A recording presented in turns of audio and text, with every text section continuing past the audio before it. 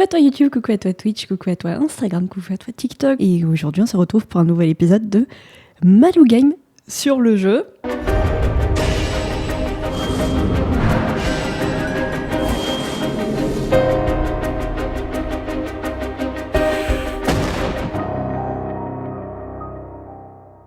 Il y a quelques jours, il y a eu un petit Nintendo partenaire showcase, je sais pas si vous l'avez regardé ou non. Et parmi eux, du coup, se trouvait un petit jeu que j'affectionne tout particulièrement et que j'ai découvert du coup en septembre, qui s'appelle Paranormal Sight, The Seven Mysteries of Honjo, qui est du coup un jeu Square Enix. Vous connaissez les Square Enix bien évidemment pour Final Fantasy. Et bien entendu aussi Kingdom Hearts, qui est une autre série du cœur. Voilà, oui. Alors, qu'est-ce que Paranormal Sight ? Paranormal Sight, du coup, est un jeu visual novel. C'est un type que vous connaissez peut-être si vous connaissez les Ace Attorney, Danganronpa et Doki Doki Literature Club, qui avait fait fureur à une époque.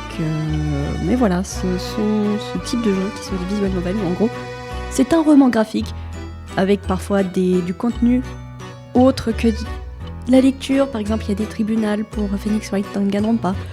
Les Layton qui peuvent aussi peut-être être apparentés à des point-and-click visual novels où il y a des énigmes pour couper un petit peu le gameplay, où il n'y a que de la lecture. Les Otome Games qui sont un autre sous-genre où en gros vous devez terminer avec tel ou tel perso en fonction des choix que vous aurez fait et ainsi de suite.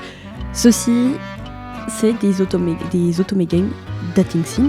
Mais sinon, revenons au visual novel. Du coup, oui, le dernier Nintendo Partenaire Showcase, j'ai eu la bonne surprise de voir un jeu que je n'attendais pas, c'est-à-dire la suite de Paranormal Sight, qui s'appelle Paranormal Sight Mermaid is Cursed, il me semble. Parce que Paranormal Sight a de particulier. Déjà, il y a un petit thème horreur dans Paranormal Sight, assez surprenant, assez décontenançant, où tu sais pas où est-ce que tu vas t'aventurer, et je me suis pris tous les jumpscares littéralement à chaque fois. Je me suis fait avoir. Ouais, j'ai pas trop l'habitude des jeux d'horreur, du coup ça a très bien fonctionné sur moi. En plus de ça, nous avons aussi un peu plus d'immersion et de profondeur dans ces jeux, tout simplement parce que nous avons ce jeu qui est fait en partenariat avec des agences de voyage qui possèdent parfois des images d'archives, des histoires qui font partie aussi du folklore du pays, de la ville. Et à chaque fois, c'est assez intéressant parce que ça mêle aussi un certain côté historique et assez bien amené parce que justement, ils travaillent avec des professionnels qui sont censés faire découvrir le quartier, faire découvrir la ville, faire découvrir un endroit. Le premier Paranormal Sight était excellent. Malheureusement, il n'a pas eu de traduction française, mais vous pouvez trouver une traduction française de fans disponible sur internet. Voilà, tout simplement. Mais malheureusement, ça ne sera qu'avec la version PC, il me semble. Le jeu est aussi disponible d'ailleurs sur Android. Voilà, donc si vous n'avez pas de mal avec l'anglais et que vous avez un Android, que vous n'avez pas de PC, vous pouvez totalement y jouer, je vous invite à le découvrir. Paranormal Sight a des personnages extrêmement bien travaillés, assez bien pensés aussi, où en gros on va incarner un personnage, un protagoniste, qui va avoir une malédiction. Le but, pour réanimer quelqu'un, il doit tuer un certain nombre de personnes avec cette malédiction. Les malédictions ne s'activent avec un seul truc en particulier, c'est-à-dire que le personnage doit faire quelque chose ou dire une action particulière. Et vous allez peut-être devoir faire cette action particulière pour pouvoir faire en sorte d'arriver à vos fins. Peut-être. Je vous laisse le mystère de le découvrir. Que le gameplay t'invite à penser parfois en dehors de la boîte.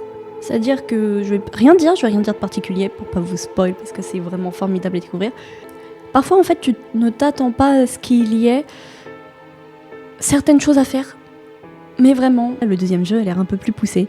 Bien évidemment, ça sort ce mois-ci, et j'espère que ça sera très plaisant, j'espère bien m'amuser, même si je sais que je vais pas le faire maintenant, je vais attendre de le faire en live quand la trad sera sortie, je sais qu'il sera traduit par la même team, par les mêmes personnes, donc je leur fais entièrement confiance.